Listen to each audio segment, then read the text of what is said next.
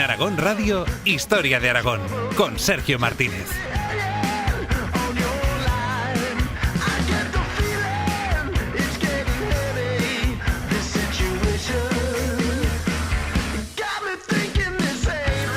Siempre hemos sabido que Saracusta, la Zaragoza islámica, fue una de las ciudades más importantes de Al-Ándalus, especialmente durante su periodo como reino de Taifa.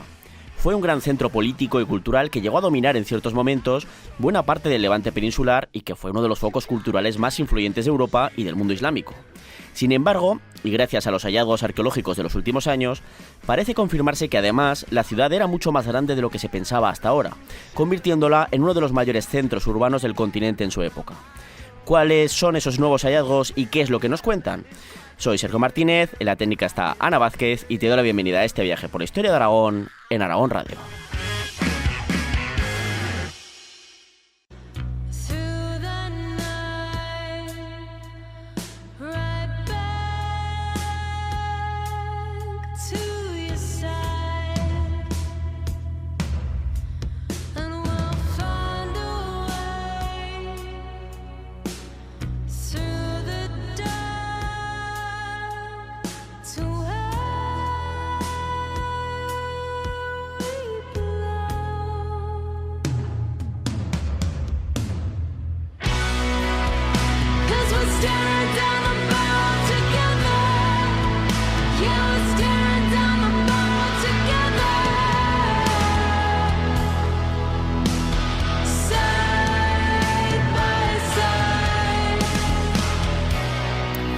Todos los oyentes que estáis ahí al otro lado de la radio o escuchándonos en podcast cada semana haciendo estos pequeños viajes por el tiempo con nosotros, sabéis que no solo intentamos tratar hechos y figuras históricas más o menos conocidos, sino que también nos gusta traer historias mucho menos conocidas por el gran público.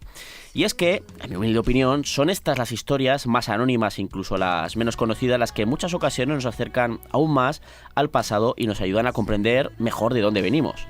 Y por supuesto, una de nuestras pasiones en ese sentido es el intentar acercaros la larga e importantísima etapa histórica andalusí de lo que hoy en día comprende el territorio aragonés. Un periodo que se ha solido ver y todavía sigue ocurriendo en cierta forma como una parte de la historia casi ajena a nosotros, cuando recordemos que estamos hablando de gentes que, en su mayoría, siguieron viviendo en las tierras de sus ancestros, incluso desde la antigüedad o inicios del medievo, o lo único que cambiaron fue muchas veces su fe. Por eso hemos ido relatando no solo la expansión del Reino de Aragón sobre Al-Ándalus, sino que también hemos abordado en diferentes programas a lo largo de estas 6 temporadas y 237 episodios la llegada del Islam a la península ibérica a partir del año 711. Hemos hablado de sus conquistas, su evolución, adaptación, así como de ese dominio islámico sobre lo que hoy es Aragón en época del Emirato y luego Califato de Córdoba. Os hemos contado las numerosas rebeliones contra el poder cordobés que protagonizó esa Saracusta o Zaragoza islámica.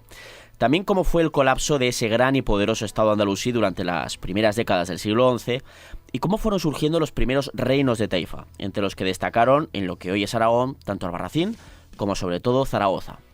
Es que de hecho prácticamente os hemos contado ya toda la historia general de la Zaragoza islámica y su Taifa, de su periodo de esplendor político y cultural, de la construcción de joyas como esa maravilla patrimonio de la humanidad por la UNESCO como es la Aljafería. Os hemos hablado de su gran mezquita Aljama, que fue reaprovechada tras la conquista aragonesa por parte de Alfonso I el Batallador en ese año de 1118 y convertida en la aseo de la ciudad. Pero como siempre os contamos, la historia, como disciplina, cambia con el paso del tiempo y también lo que sabremos sobre el pasado. Esa frase de que la historia ya ocurrió y no se puede cambiar es una verdad a medias, porque una cosa es lo que creemos saber del pasado con los datos arqueológicos y las fuentes escritas con las que contamos para investigar, y otra cosa es lo que acabó ocurriendo de verdad.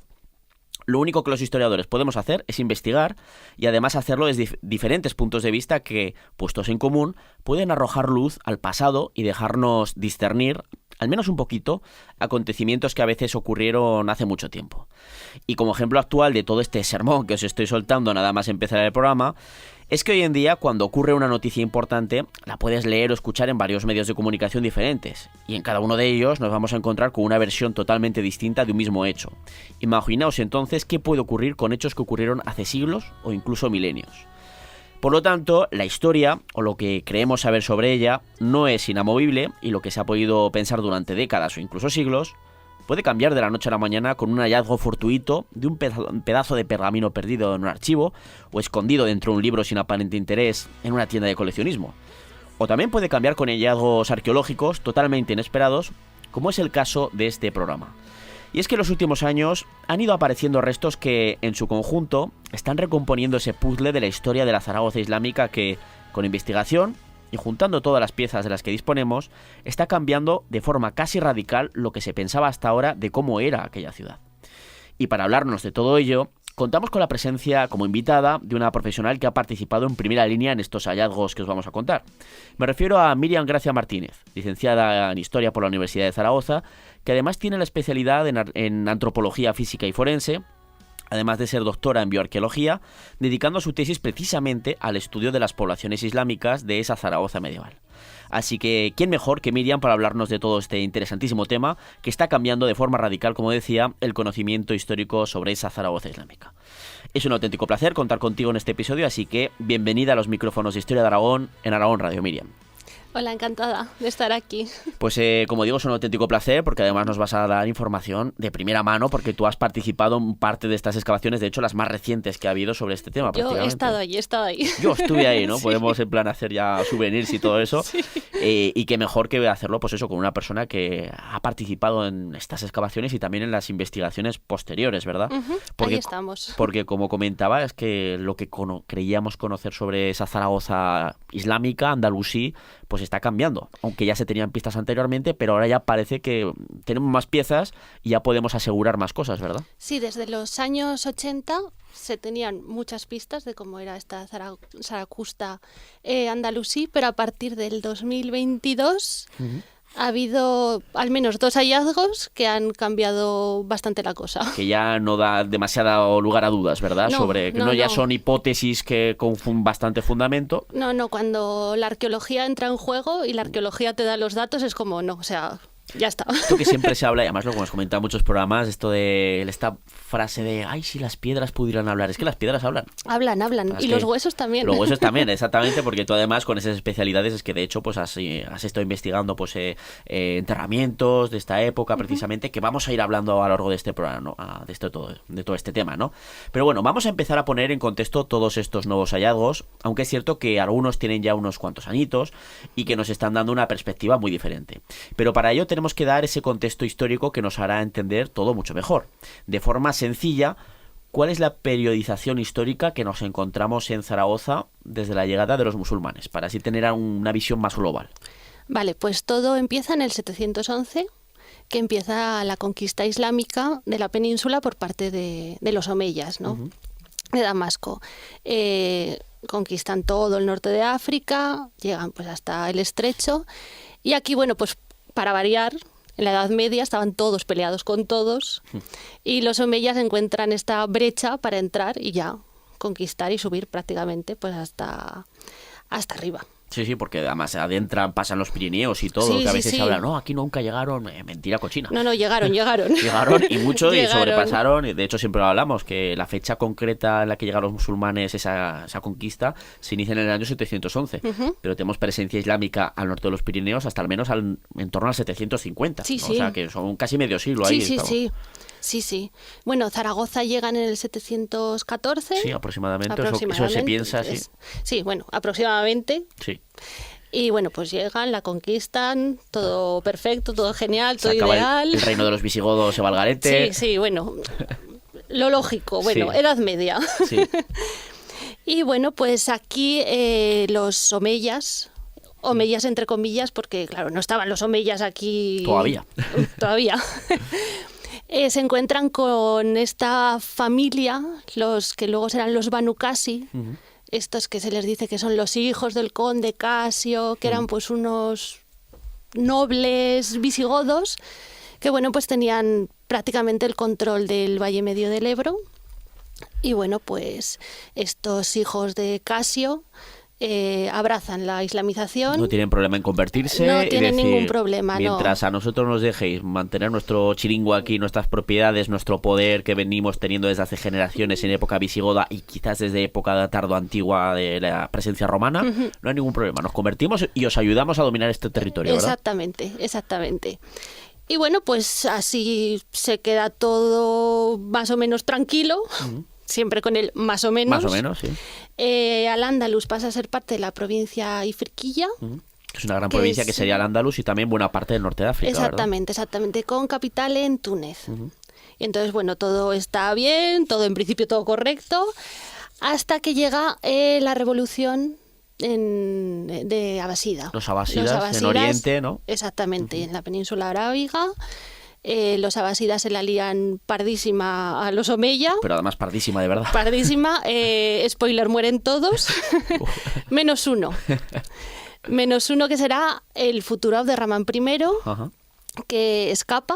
Es el nieto del califa de ese momento. Bueno, pues consigue escapar, llega al norte de África. En el norte de África, como parece ser que su madre era de una tribu bereber, pues parece que ahí tiene... Un poco de feeling, ¿no? Tiene Digamos, feeling, claro. exactamente, tiene feeling. Entonces, bueno, pues ya que está en el norte de África, pues pasa a la península. Ajá. Que desembarcan al Muñécar, si no recuerdo sí, mal. exactamente. Es que yo estuve de crío y me acuerdo de una estatua que imagino que seguirá ahí. Sí, sí. De este señor, porque desembarca ahí. Pero que además yo siempre he dicho que es que la historia de Abderramán I, esos 5 años que le cuesta más o menos atravesar todo el norte de África huyendo, que además creo que relatan al principio cuando empieza su vida que están cruzando un río, va con uno de sus hermanos, a su hermano lo pillan, sí. ve cómo lo matan. O sea, es que sería un peliculón. O sea, Sí, no, una mí, serie de aventuras tremenda. Sí, yo he de decir que Abderramán I me encanta.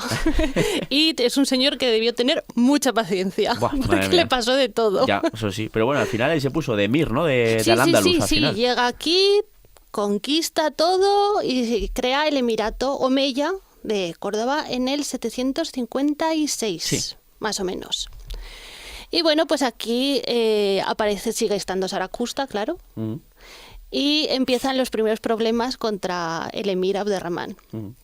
Porque Sarakusta, desde el momento 1, va a ser un poquito rebelde contra Córdoba. Claro, es que al final está lejos. Tú te pones a mirar el mapa y la geografía peninsular, al final esa lejanía y esa zona más o menos de frontera con los cristianos, pues les daba poco, en plan, tenéis que ser autónomos para defenderos, pero esa autonomía, pues ya sabes, te doy la mano, claro, te cojo el brazo entero, ¿no? Exactamente, exactamente. Entonces, bueno, en estos periodos de rebeldía está mi momento de rebeldía favorito, que es el del 776, que es en el que tanto el gobernador de Barcelona, Sulaimán, con el de Sarakusta, Hussein, lían a Carlomagno.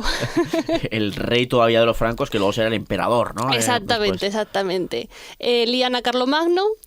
Básicamente hacen que Carlomagno baje hasta la península. Que es mucho hacer. Es mucho hacer. Yo no sé qué le prometieron. En teoría, según el cantar de esta de gestas de la chanson du Roldán, ¿no? Como se diga, porque yo francés fatal, ya lo sabéis. Bueno, pues dicen que el gobernador de Sarakusta le dice: te voy a abrir las puertas de la ciudad, toda para ti. Sí. Porque claro, este señor teme que, como se ha revelado, teme la contestación del emir de Córdoba, de los emires de Córdoba. Pero bueno, luego al final, ¿qué es lo que pasa? Pues al final, bueno, después de liar a Carlomagno baja, no recuerdo si eran con 2 o 3 columnas del ejército, pasa los Pirineos y llega a las puertas de Sarakusta. Y aquí no sé qué conversación tendrían entre Carlomagno, Sulaimán y Hussein, que Hussein, el de Sarakusta, dijo: no, aquí no entráis. Va a ser que no. No, y les cerró las puertas de la ciudad y dejó a Carlomagno y a Sulaimán fuera, un poco pues... ¿Y ahora qué hacemos? Exactamente, un poco a verlas venir de decir, vale. Echamos un guiñote o algo. ¿Ahora qué hacemos? Claro, porque era un ejército, esto además hace tiempo, en temporadas anteriores, no recuerdo exactamente el episodio, pero hablamos de esa famosa, ese intento de asedio. Claro, es un ejército, el de Carlomagno, que en teoría llegaba para ocupar la ciudad. Claro, no estaba preparado para hacer un asedio largo de una ciudad. No, claro, se supone que estaba todo vendido. O sea, claro, y se encuentra con el follón y dice, pues, ¿qué hacemos? Claro, yo creo que Carlomagno también debió decir, buah, paso los Pirineos, si consigo pasar el Ebro, que es como la segunda frontera natural de la península, lo tengo ya hecho. O sea, claro. Vamos, llegó hasta el sur y sin problemas. Y lo que haga falta. Pero los de Sarakusta, que ya se les veía por dónde iban a salir, dijeron, no, mi ciela. Hemos cambiado de opinión, ¿no? Exactamente. Y bueno, ese es mi periodo de rebeldía favorito de todos los que hay en Sarakusta. Que hubo otros muchos. Muchos. Otro también famoso ya es con otro Abderramán, en este caso el tercero, el que empieza como emir, al final se proclama ya, no emir, ahora soy además califa. Sí. Es como una especie de, siempre decimos por entenderlo un poco, una especie de rey papa en el mundo islámico. O sea, no solo tiene el poder político como un emir, sino que además asume el poder de califa, que digamos son los califa, ahora no recuerdo la expresión, pero era como el lugarteniente del enviado de Alá, que es Mahoma, pues los lugartenientes son los califas, digamos, ¿no? Los sucesores. Sí, es eso, como dices, una especie de papa medieval. Algo raro, pero sí, por ahí va, algo político religioso. Sí, exactamente. Pues eso, con Abderramán III también, otra vez, rebeldía contra el emir / califa, que luego será califa. Abderramán III llega a Zaragoza también, a Saracusta, crea varios puestos militares, como ejemplo el castillo de Cadrete. Por ejemplo, que luego será el origen de la propia población. Exactamente. Luego también el campamento militar que hay al otro lado del Ebro, que es, si no recuerdo mal, Al-Yasira, creo que se llamaba. Pues posible, ahora me pillas un poco fuera de juego, pero es posible, que con los nombres árabes yo confieso que se me juntan. Y bueno, pues otro periodo de rebeldía, Abderramán III ya también hasta las narices. Y luego ya pues, claro, ya es la taifa. Poco después... Hay un poco de periodo ya de cierta tranquilidad con los tuyibíes, creo, esta familia que gobierna la marca superior con capital en Zaragoza. Y luego ya pues aparece la llamada fitna, ¿no? Esa guerra civil en la que se descompone después de Almanzor, que no es califa, fue una especie de señor de la guerra, de dictador, no sé cómo llamarlo así, que desprovee totalmente de poder a los propios califas. Y al final pues con esto pues empiezan las guerras civiles de yo soy califa, no, yo quiero ser califa. Digamos que se descompone todo y aparecen los primeros reinos de taifa. Exactamente. Y entre ellos está uno de los más importantes, uno de los que más influencia tuvo fue el de Saracusta. El Saracusta, claro. A ver, Saracusta ya tenían lo que hemos dicho, este background de estoy muy al norte, soy medio independiente, me la han dejado así un poco en plan de, bueno, tú gestiónate. Claro. Entonces, claro, es que le vino que ni pintado. Exactamente. Y bueno, pues ahí empieza casi un siglo, en este caso, bueno, fue más o menos un siglo de independencia, casi, más o con menos. una monarquía independiente, ¿no? Los reyes de Saracusta, que habrá, bueno, dos dinastías, los mencionados tuyibíes y los judíes después. Los judíes, los Barujú, claro, también, pero bueno, los judíes, que son los que, bueno, al final hacen un montón de cosas, lo que más se ve es el Palacio de la Aljafería, evidentemente, ¿no? Y bueno, ¿qué más nos puedes contar un poquito sobre esta taifa de Zaragoza? Bueno, pues a ver, llega el siglo XI, como hemos dicho, se descompone todo, los de Saracusta dicen, bueno, es nuestro momento. Mundir I se hace el primer rey de la taifa, y bueno, van pasando pues eso, entre los tuyibíes y luego los judíes, y con los judíes con Al-Muqtadir, que va a ser el gran rey de la taifa, va a estar la Aljafería... va a venir el Cid por aquí. Que estará al servicio de la monarquía andalusí de Zaragoza durante 4 o 5 añicos más o menos. Exactamente. Y bueno, luego con el hijo de Al-Muqtadir, que es Al-Mutamán. Pues bueno, va a ser Zaragoza, Saracusta va a ser el centro político, el centro cultural de la marca superior. Vamos a tener poetas como Al-Yazar, Abenpace van a hacer aquí, o sea...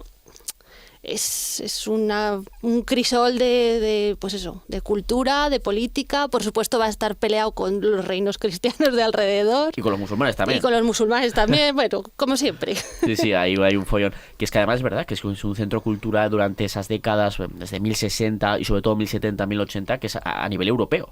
¿No? Porque además siempre lo hemos mencionado en este programa, pero volvemos a recordar que Al-Mutamán, el hijo de Al-Muqtadir, es que incluso resuelve, no solo rey, o sea, también le gustaba la astronomía, le gustaba la filosofía, etcétera, y las matemáticas. Es que de hecho resuelve un teorema que luego en la Europa cristiana es que no se resuelve hasta el siglo XVII. Claro, el teorema de Ceba, que luego ya empezaron a decir, oye, que aquí hubo un señor 600 y pico años antes que era musulmán, que ya lo hizo, y de hecho ahora pues ya te lo puedes encontrar como el teorema de Ceba al-Mutamán, que sea, al menos para darle un poquito de bola al señor que realmente fue el primero que se sepa que resolvió este teorema de geometría, si no recuerdo mal. Nada, una ciudad muy guay, un periodo muy guay que yo creo que está bastante desconocido aquí en la ciudad y en Aragón. Es como la Aljafería, vale, ahí está. Sí, pero es un periodo muy desconocido. Es que además fue el único periodo en el que Zaragoza tuvo playa. Sí, es cierto. Porque dominó no solo casi todo el Valle Medio del Ebro, sino desde la zona de Tortosa hasta la zona, sometió a vasallaje a la taifa de Valencia, la zona de Denia. Sí, pues la taifa de Saracusta llegó prácticamente desde Medinaceli hasta la zona de Lérida, Fraga, Arnedo, Calahorra, Alfaro, Sí. luego toda la zona de Barbastro, Monzón. Es que era un territorio grandísimo. Era muy importante, desde luego. Claro. Y bueno, Al-Ándalus en general, para ir acercándonos a ese tema de los hallazgos arqueológicos más concretos de esa Zaragoza andalusí, pues Al-Ándalus tuvo un gran desarrollo de la agricultura, ¿no? Esto siempre se ha dicho y siempre se ha hablado, pues, de esos avances técnicos, especialmente en el mundo de los regadíos, ¿no? Sí. Que provocaban también un aumento de la producción agraria, algo que cuando hay más alimentos, pues deriva también pues en un aumento de la población, normalmente, ¿no? En cualquier época y en cualquier lugar, ¿no? Al haber pues ese excedente de alimentos. Pero el andalusí fue también una sociedad muy urbanita para la época, ¿no? En la que tenemos que tener en cuenta que aún así siempre son sociedades que siempre, la mayor parte de la gente solía vivir en el mundo agrario, pero aún así fue una sociedad también muy urbanita. Y especialmente en Al-Ándalus hay un florecimiento de las ciudades, especialmente entre los siglos 9, 11, 12 incluso, ¿no? ¿Qué nos puedes comentar un poquito sobre este fenómeno? Bueno, pues es un fenómeno que se ve, pues yo creo que diría durante toda la historia, que en épocas de prosperidad, como has dicho, pues contra más agricultura y más aumento de los excedentes alimentarios, por decirlo de alguna manera, pues la población crece.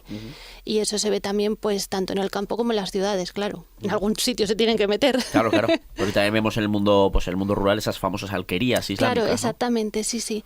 Están, lo básico son, pues eso, la ciudad. La ciudad como centro de político, de comercio, etcétera, etcétera. Luego tenemos, pues, pueblos en el mundo rural, claro, pues, como siempre, y luego tenemos estas alquerías, que hay gente que dice que son un poco la evolución de estas antiguas villas romanas. Claro, sí, explotaciones agropecuarias, sí, exactamente, que habría pequeñitas, más familiares, pero otras serían grandes explotaciones. Claro, ¿no? Estas serían un poco más grandes y sería pues esta concentración de varias familias que gestionan un terreno y son como pequeños pueblitos, sí, algo así sería. Que van salpicando el territorio sí. y ponen las tierras a trabajar, Exactamente, ¿no? Exactamente. Y bueno, hasta estos últimos años, como hemos comentado al principio del programa, ¿cómo se pensaba que era, por ejemplo, en tamaño esa Zaragoza islámica? ¿Qué datos se tenían y qué es lo que más o menos se pensaba? A pesar de que sí que es verdad que había fuentes que sí que mencionaban, fuentes andalusíes, que mencionaban que esa Zaragoza islámica era de otra forma. Pero bueno, ¿qué es lo que se pensaba hasta no hace mucho? Pues mira, una de las fuentes es Al-Udri, que hace una descripción hace un poco historia de Saracusta, pero también hace la descripción de la ciudad. Entonces, hace esa descripción de la ciudad, pues la ciudad dentro de las murallas, la Medina Albaida, la Ciudad Blanca, con sus murallas romanas, que se supone que estaba toda encalada. Te habla de estas pequeñas leyendas, de que las serpientes no podían entrar en la ciudad todas estas cosas. No había escuchado yo. Pues sí. Él dice que por la cal o las minas de sales que hay en la ciudad, la serpiente pues no puede entrar en la ciudad porque claro, pues es como una ciudad santa. Claro, porque además la serpiente en muchas culturas y religiones, no solo el cristianismo, es que es un ser que pues está asociado al mal. Exactamente. Entonces, bueno, pues te hace una pequeña descripción de cómo es la ciudad y luego te hace también la descripción del área metropolitana de alrededor de la ciudad, de los distritos, ¿no? Sí. Habla sobre todos los distritos que hay alrededor del río Gállego, del Huerva y hasta del Jalón. Mira. Considera que el área metropolitana de Saracusta llega hasta el Jalón. Hasta la zona prácticamente de Alagón y tal, ¿no? Estaríamos hablando. Sí. Bueno, entorno. Y casi hasta Calatayud. Chico, madre mía. Sí. Venga, no hay tanta área metropolitana ahora, casi. No. Y entonces pues te habla de que estos son los ríos que riegan la huerta de Zaragoza y de todos los distritos y toda esta zona. Bueno, hasta hace poquito lo que se calculaba es que la ciudad como tal de Saracusta tendría alrededor de unos 25.000 habitantes. Que es una cifra bastante más que respetable para la época, ¿no? Sí, claro, también hay que pensar que, bueno, la demografía antigua es un poco difícil calcularla. Sí. Claro.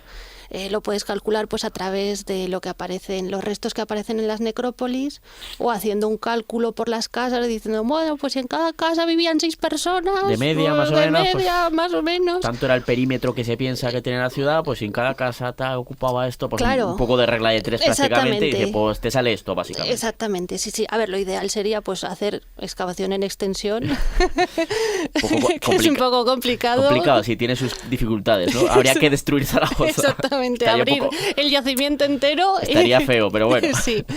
Pero bueno, como digo, pues claro, el cálculo de la demografía antigua pues es un poco complicado. Entonces se calculaba que alrededor de los 25.000. Bueno, son, como decíamos, una cifra bastante más que respetable para la época, que es verdad que había casos, por ejemplo, en su época de esplendor se hablaba, bueno, que también habría que ver hasta qué punto, pero por ejemplo, esa Córdoba, Califal y Emiral, se ha llegado a hablar incluso de más de 500.000 de personas, que era una animalada, no solo en Al-Ándalus o en la península ibérica, sino en Europa en ese momento. Sí, no, se habla de los 400.000, más o menos, o sea... Una animalada, o sea... Sí. Claro, si lo pones en esa comparativa dices, pues esto era un pueblecito. Claro. Pero lo de Córdoba era una excepción. Claro, sí, porque además era la capital, o sea, era pero es que luego te vas por Europa, que ni Londres, ni París, ni Roma, tenían ni de lejos esa población. Nada. Como mucho estaría quizás Estambul, ¿no? Un poquito Constantinopla, mejor dicho. Sí, Constantinopla, sí, claro. Pero Constantinopla era Constantinopla, claro. Exactamente, sí, que al final era, pero son casos muy, muy concretos. Sí. O sea, que estaríamos hablando de una ciudad con ese tamaño, el que se pensaba importante. Sí. ¿No? ¿Y qué se conoce un poquito de esa ciudad? Pues esos distritos, alguno que puedes mencionar bueno, un poquito. Pues, y el entorno que se pensaba hasta dónde llegaba la ciudad como tal. Lo que se conocía hasta ahora era pues el núcleo de la ciudad antigua, que sería el núcleo de Kaiser Augusta, rodeado por las murallas. Esa Zaragoza romana. La Zaragoza romana, exactamente. Y luego pues los arrabales, que con este aumento demográfico pues van apareciendo, ¿no? Sí. Es el famoso, arrabal de Sinaia. Sí, el que apareció. El que apareció en que luego hablaremos un poquito más de él, pero sí. Luego tenemos las Tenerías, el arrabal de Tenerías. Luego tenemos el arrabal al otro lado del Ebro. El de Altabás. El de Altabás. Y bueno, pues eso es lo que... Y bueno, luego la jafería, claro, que estaba ya pues a las afuerísimas, supuestamente, de la ciudad. Esa esplanada del Almuzara que llamaban, que da nombre a la Almozara, precisamente. Exactamente. Y bueno, pues todo esto estaría enmarcado dentro de una segunda muralla, ya de época del siglo XI más o menos, una muralla de tapial. Es la mítica muralla de tapial de Saracusta. Vale. Pero ahí es claro, sobre todo el núcleo estaríamos hablando de que no sobrepasaría mucho más allá del coso, ¿no? Del actual coso, lo que se pensaba hasta ahora. Lo que se pensaba, claro, sí. Claro, que eso es una cosa, lo que se pensaba hasta no hace mucho, y otra cosa es la realidad que nos está dando la arqueología, ¿no? Exactamente. Porque lo mencionabas tú además, Miriam, al principio del programa, que sí que había hipótesis, por ejemplo, ahí me surge, pues en los años 80 que lo has mencionado tú, al arquitecto Javier Peña, que ya mencionaba, oye, pues tenemos indicios más que suficientes como para decir que es que Zaragoza no llegaba hasta el coso y poco más, sino que es que incluso llegaba hasta el núcleo de lo que es, por ejemplo, la zona de la Puerta del Carmen, ¿no? Y esto ya es que daba un perímetro mucho más grande, de más de 135 hectáreas, y estaríamos hablando de una ciudad muchísimo más grande. Pero claro, hasta ahora, pues eso como, son hipótesis, pero sí que hay indicios, pero no se puede asegurar al 100%, ¿no? Pero todo ya empieza a cambiar hace ya unos cuantos añitos, porque el primer paso importante fueron lo que acabas de mencionar, las excavaciones del arrabal de Sinaia en el año 2002, si no recuerdo mal, en ese famoso parking subterráneo que se va a construir debajo de Paseo Independencia, y luego dijeron, ¡oh, sorpresa! ¿Quién se iba a imaginar que iba a aparecer aquí restos arqueológicos? Además, menudos restos, ¿no? Todo un barrio entero que solo se pudo excavar además una parte bastante amplia. Yo aún me acuerdo. Yo también, yo era chiquillo, tendría 15 años, plena adolescencia, madre mía, qué años. Yo en mi caso... Yo unos pocos menos, pero... Yo me acuerdo. Y bueno, ¿qué nos puedes comentar sobre este arrabal de Sinaia que de repente aparece en el año 2002? Bueno, pues este arrabal, pues eso, sorpresa, un arrabal, restos islámicos aquí, restos andalusíes. Y bueno, parece ser que el nombre del arrabal viene de una tribu bereber. Entonces, claro, ¿vivían los bereberes en este arrabal? ¿Vivían los bereberes de esta tribu? Pues no sé qué decirte, la verdad, porque tema tribus en el mundo árabe es bastante complejo, claro. Las tribus eran pues conjuntos de clanes que a la vez estos clanes estaban formados por familias extensas, y además hay un proceso que se llama el de arabización, por el que tú podías pues adscribirte a una de estas tribus. O sea, me apunto a esta tribu. Era un poco rollo romano con lo de las adopciones y todas estas cosas. Entonces, claro, ¿hasta qué punto los Sinaya vinieron a vivir a Saracusta o la población de Saracusta se adscribió a esta tribu en un proceso de arabización? Claro, esto son todo teorías y... Claro, porque de hecho en el primer momento de la conquista islámica a partir del 711, buena parte de esas gentes que sí que vienen, que no son millones de personas, ni muchísimo menos, pero buena parte son bereberes. Sí, y exactamente. se instalan, luego vendrán también árabes, pero todos musulmanes, obviamente, pero bueno, y pues ahí se ha hablado de los Sinaya, que incluso yo creo recordar que se habló de este arrabal, que sí, que llegaron los Sinaya, es posible que llegaran los Sinaya, pero que luego abandonan la zona y el barrio se queda, este arrabal se queda abandonado, que dicen, bueno, sí o no, o igual claro, no. Es que lo podríamos saber si tuviésemos una máquina del tiempo y viajásemos. Pero de momento creo que todavía está un poco en mantilla. Sí, me han contado que aún le quedan unos poquitos años. Sí. Eso sería lo ideal, llegar y decir, vale. Lo que seguro que nos muestra este arrabal de Sinaya es que desde luego la ciudad islámica llegaba bastante más allá del coso. Eso ya nos lo empieza a confirmar. Exactamente, en el 2002 ya se confirma que esto es así. O sea, que hay más arrabales más allá. Sí. Luego tenemos también, por ejemplo, en la calle Madre Rafols. Sí. También hay parte de otro arrabal, que seguramente sea el de Sinaya. Extendido, porque claro, solo sabemos lo que hay bajo Paso Independencia, pero debajo de los bloques de pisos... claro, pues ahí seguramente haya cosas, sí quedan. Luego tenemos el de las Tenerías también. Claro, esto ya nos da idea de que, vale, pues la ciudad creció. Desde luego. Están estos arrabales. Además, estos arrabales están enmarcados dentro de la muralla de Tapial. Entonces, claro, pues... Que esa muralla antes no se conocía hasta hace unos poquitos años. No se conocía. A ver, se tenía la idea de la mítica muralla de Tapial de Saracusta, etcétera, etcétera. Pero ahora ya se ha encontrado un tramo, que es lo que vamos a hablar un poquito, esos hallazgos claves que parecen ya confirmar, confirman que la ciudad era casi el doble de grande de lo que se pensaba y bueno, se han producido, especialmente en estos últimos años, encontrando restos islámicos de entidad en lugares que en principio no se esperaba encontrar ahí nada de esa época, porque además puedes decir... Bueno, época de esplendor, luego eso se abandona, tal. No, es que son de época ya, de la época taifal, o sea, del último periodo de la Zaragoza islámica, por lo tanto, sí que había población hasta ahí, en esos momentos, hasta el siglo XI, ¿no? Y uno de esos hallazgos se produjeron en 2022, si no recuerdo mal, con la construcción pues, de un nuevo edificio, un bloque de pisos en Paseo Mario Agustín, justo detrás de la Plaza de Toros. ¿Qué es lo que se encuentra ahí? Bueno, yo también estuve ahí. ¿Estuviste ahí? Pues si nos lo puedes contar de primera mano, obviamente. Sí. Bueno, a ver... Se encuentra pues los restos del antiguo cuartel de caballería. Sí. Bueno, que ya estaba el muro ese que se ha salvado parte, que se iba a tirar y se ha salvado parte de él, de ese perímetro. Sí, parte se ha salvado, se integra dentro de los pisos, que eso está muy guay, porque es historia de los sitios de Zaragoza. El primer asalto del primer sitio se produce por ahí, el primer asalto francés. Sí, exactamente. Entonces, bueno, pues se excava el cuartel, los restos de lo que quedaban del cuartel, y debajo aparecen estructuras de tapial. ¿Y esto qué es? ¿Qué es esto? Pues? Entonces, bueno, se empieza a retirar, se empieza a excavar y se encuentra parte de una muralla de tapial de Andalusí. Tenía una potencia como de 4 o 5 metros. O sea, estamos hablando de una señora muralla. Una señora muralla. No es en plan una tapia para controlar el comercio, los accesos a la ciudad. No, nada. Es una señora muralla que yo...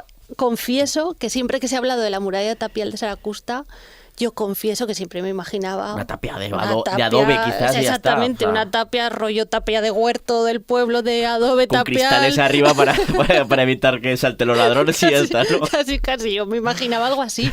Y cuando lo excavamos y de repente era como, pero ¿hasta dónde baja? Sí, porque además no solo es un tramo de muralla, sino también se han encontrado 2 torreones, ¿no? Exactamente, sí. O sea, que nos está implicando que al final es una muralla no solo para controlar los accesos, como podíamos pensar, sino es una muralla literalmente para dedicarla a la defensa militar de la ciudad en una época... que el Valle del Ebro es un avispero. Claro. A ver, es lógico. Si la población crece, se crean los arrabales, a esas personas las tendrás que proteger. Digo yo. Claro. Entonces, pues es lógico que hagan una señora muralla. Además, esta muralla de Tapial, más o menos, lo que recorre sería Echegaray, la calle Asalto y Paseo María Agustín, por la Plaza de Toros, toda esta zona. Eso parece ser que es por donde iba la muralla. La muralla y por lo tanto la ciudad de esa Zaragoza islámica hasta el siglo XI, hasta la conquista ya cristiana. Claro. Entonces, tienes un pedazo de muralla que, bueno, ya ves, si haces el recorrido, son muchas hectáreas. Entonces, claro, lo que te lleva a pensar que habría arrabales mucho más grandes, claro. Que quizás todo no estaba, cada palmo urbanizado. Claro. Porque muchas veces había campos dentro de las ciudades, en muchas ciudades, ¿no? Para trabajar. Sí, exactamente. Y luego estaban también pues las industrias, los alfares, las tenerías y todo eso. Parece ser que estaban dentro de esta muralla de tapial. Claro, no todo urbanizado y todo abarrotado, pero sí que te puedes hacer una idea que igual había pues más extensión, claro, de casas y de población. O sea que ya hemos encontrado por fin la muralla famosa defensiva, además, como dices, una señora muralla. Sí, además creo que se va a musealizar y se podrá visitar por lo que han dicho. Creo que está debajo, o sea, en el propio bloque de pisos, lo que no sé cómo se hará el acceso, si se podrá en plan, si tienes la suerte de conocer a algún vecino que te baje y tal. No lo sé. O habrá un acceso para en el futuro poder musealizarlo. Yo espero que sí, porque la verdad es que es impresionante. Y yo he visto fotografías y luego es una pasada. Se puede buscar en Google y tal, pero vamos, no tiene que tener ni color verlo en una fotografía, que además suelen ser de mala calidad las que hay, por desgracia, que verlo in situ tiene que ser espectacular, ¿no? Porque además es parte del pasado de la ciudad, ¿no? Sí. Pero es que no nos quedamos ya solo ahí, sino todavía está lo más reciente, que también has participado, ¿no? También. Dejamos para el final lo mejor, ¿no? Esto, como yo la comida siempre me dejo el bocadico más suculento, me lo dejo para el final. El hallazgo más reciente en un lugar que desde luego pues no se esperaba tampoco encontrar los restos islámicos, menos incluso que el anterior que acabamos de comentar, porque hablamos de lo encontrado en la calle José Luis Pomarón, ¿verdad? ¿No? Que está ya, claro, es que estamos hablando de la margen derecha del río Huerva. Claro, ahí no había ciudad, o se pensaba que no había ciudad, pero ni cristiana, de posterior y tal.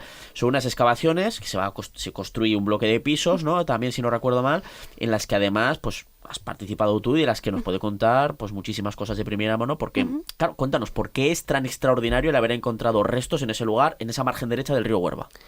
Bueno, pues a ver, en el Paseo María Agustín te podías imaginar que algo te podía salir, porque está el Portillo al lado. Claro. Entonces, claro, pues esta leyenda de que Alfonso el Batallador entró por el Portillo, bla, bla, bla, claro, por la muralla, dices, bueno, pues...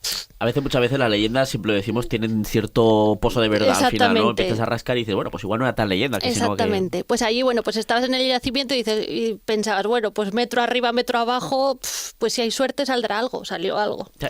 Pero aquí en la calle Pomarón, que es se empezaron a construir unos nuevos pisos y aparecieron huesos. Que aquí he de decir que hay que dar gracias tanto a la promotora como a los trabajadores, porque avisaron de que estaban saliendo restos. Y bueno, yo creo que hay que darles gracias públicamente porque ayudaron a conocerla, pues eso. Claro, porque ahí justo en ese lugar, como en principio no se espera ciudad más allá de antes del siglo XIX prácticamente, no está protegido, no es obligatorio que haya una prospección arqueológica y que haya un arqueólogo ahí vigilando por si acaso, como sí que es en la zona del casco urbano, ¿no? Del casco histórico, sino que ahí, bueno, pues se excava, se pica y ya está. Pero claro, aparece esto. Claro, aparecen huesos humanos. Claro. Entonces, bueno, se pone en marcha toda la maquinaria. Van los que luego serán los directores de la excavación, José Luis Cebolla y Javier Ruiz, los arqueólogos, y dicen, bueno, señores, tenemos enterramientos islámicos. Claro, porque recordemos cómo es un enterramiento islámico. Claro, un enterramiento islámico es muy sencillo.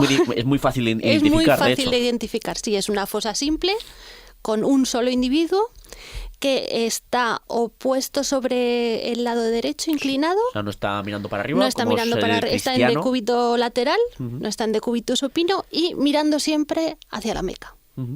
Bueno, hay que decir que aquí en Zaragoza, en algunos enterramientos, miran a Córdoba. Anda. Pero lo normal, la regla básica es que miren a la Meca. Vale.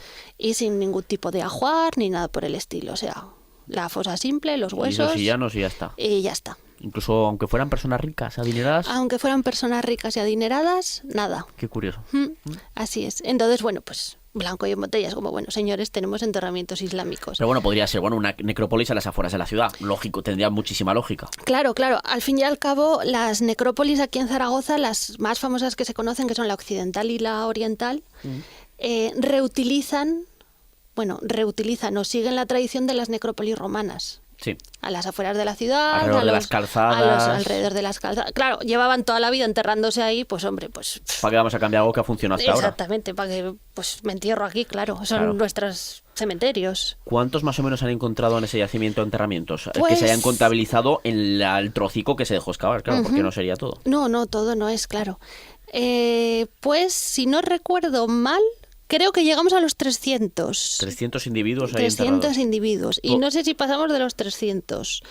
¿Todos con el rito islámico? Todos. No me acuerdo porque ya después de tantos meses excavando huesos ya era como ya...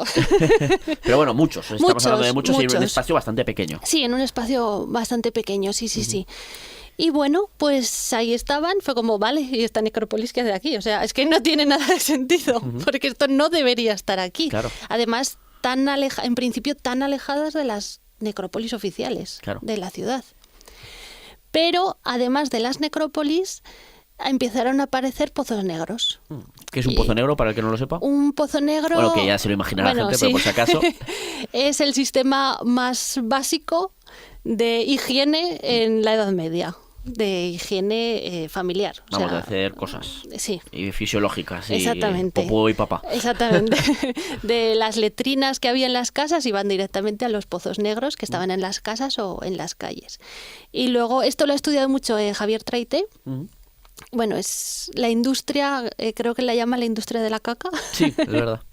Que bueno, pues es toda esta industria. Su libro de El olor de la Edad Media. Sí. Bueno, pues eso es una letrina, básicamente. Vale. Los depósitos biológicos. Y cuando se llenaba, o se corbotaba, se tapaba y ya está. Exactamente. O se vaciaba y se llevaba al campo. Qué follón. Sí. Bueno. Sí. Bueno, lo tenían muy bien arreglado. Que se utilizaba también, lo dice Javier Traité, que eso se utilizaba también como abono. Claro. Igual que se utiliza el animal, también se utilizaba el de otro animal como es el ser humano. Claro. Se aprovechaba todo. Bueno, pues entonces en este yacimiento, en este solar, empiezan a aparecer pozos negros. Vale. Y dices, vale, pues aquí hay presencia humana. Claro, no solo de enterramiento, sino que ahí vive gente, ha vivido gente. Exactamente. En un primer momento se pensó que quizás una alquería a las afueras de la ciudad, al otro lado del río, bueno, tiene sentido. Una granjita, así. No. Empezaron a aparecer casas. Señoras casas, además. Señoras casas. Aparecieron también calles. Entonces fue como, bueno, pues... Esto no es una granja. O es una alquería muy grande, o esto es parte de la ciudad.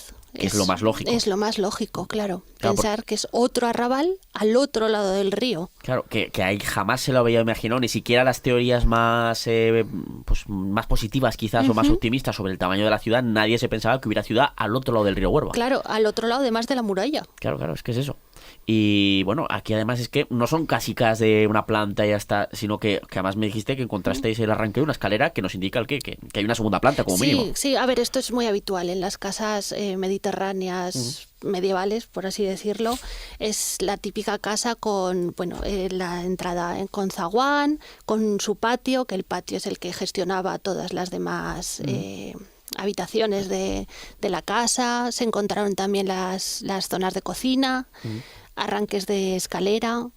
La verdad es que eran unas señoras casas, muy guays, muy chulas, muy chulas. Vamos, que tenemos aquí parte también de la ciudad. Un arrabal, un señor arrabal seguro. Lo más seguro es un Lo más arrabal. seguro es que se les fuese de las manos a la custa, creciese bastante. Lo que puede suponer que incluso la ciudad fuera incluso más allá de ese punto, claro. Sí. Existe la posibilidad, claro. Igual dentro de unos años se levanta otro bloque de pisos y aparecen más casas o aparecen más huesos, claro, porque esta necrópolis parece que está asociada a este nuevo arrabal. Sí.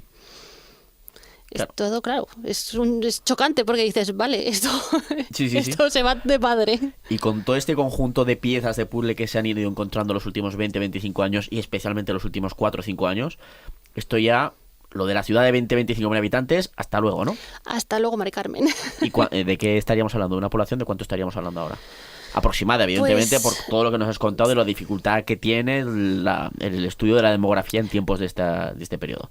Claro, se está barajando, siempre con muchas comillas y muchas hipótesis y todo, que quizás fuese el doble de lo que se pensaba hasta ahora.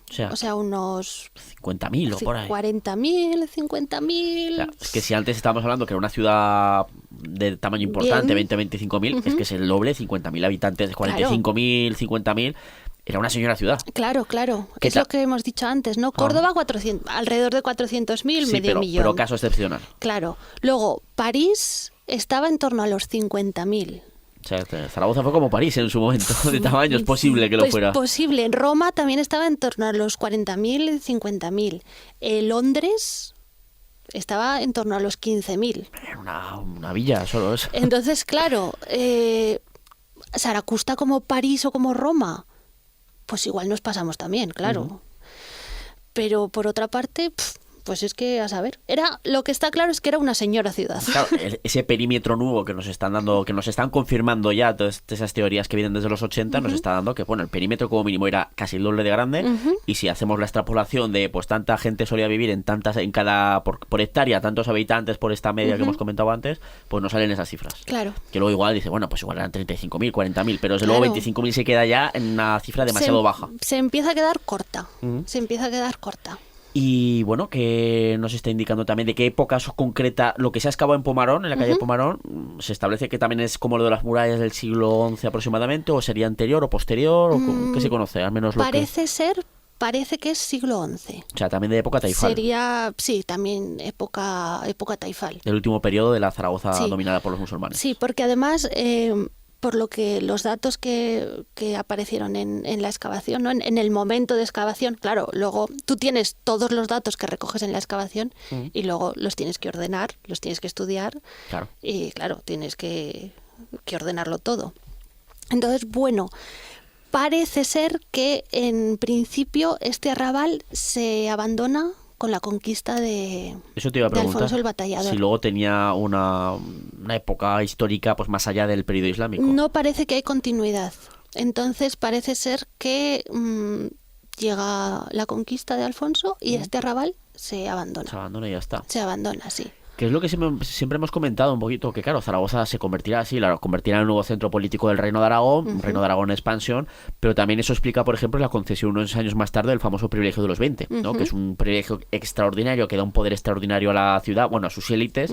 Dices, ¿en qué contexto se entiende eso? Pues que ha habido mucha gente de la ciudad que se ha marchado. Exactamente. Hay que repoblarla. ¿Y cómo atraes gente? Pues evidentemente haciendo concesiones como esta. Y probablemente, pues ahí se vea.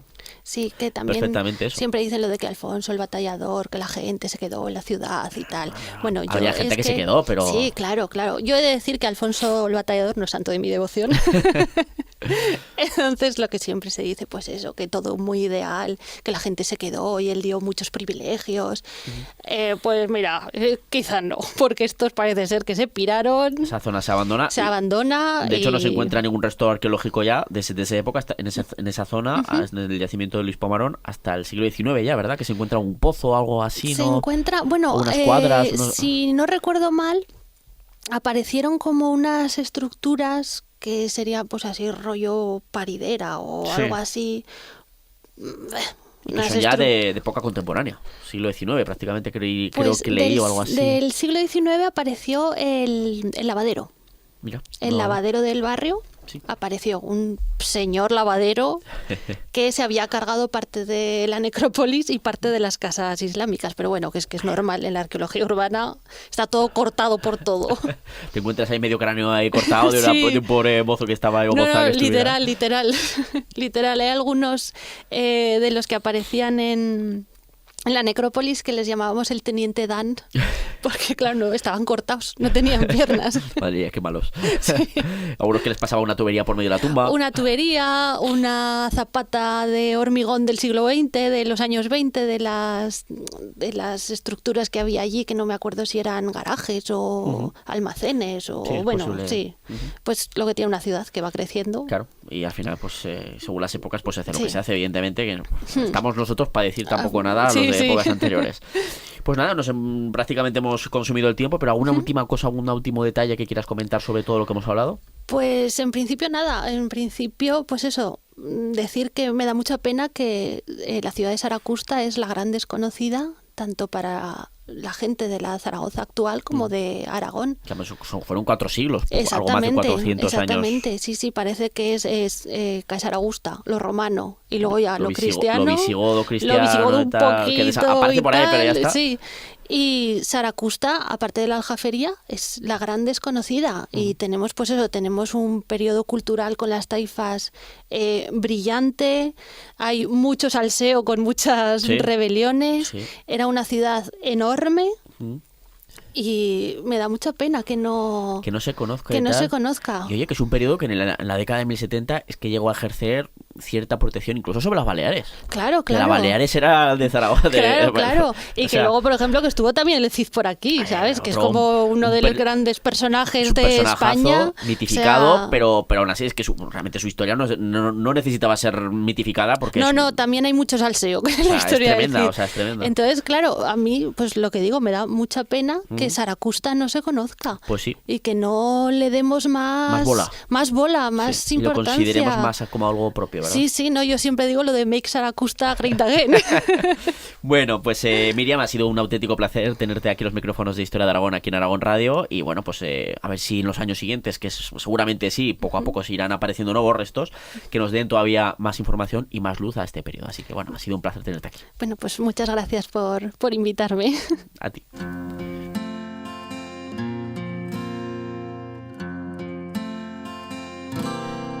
Esperamos que os haya gustado el episodio y ya sabéis que si os habéis perdido alguno de los programas anteriores siempre lo podéis escuchar en podcast, en formato podcast, y lo encontraréis, ya lo sabéis donde siempre, ¿no? En aragonradio.es, en Aragón Cultura, historiaaragón.com y en plataformas como iVoox, Spotify, Apple Podcast y también en el canal Historia de Aragón en YouTube.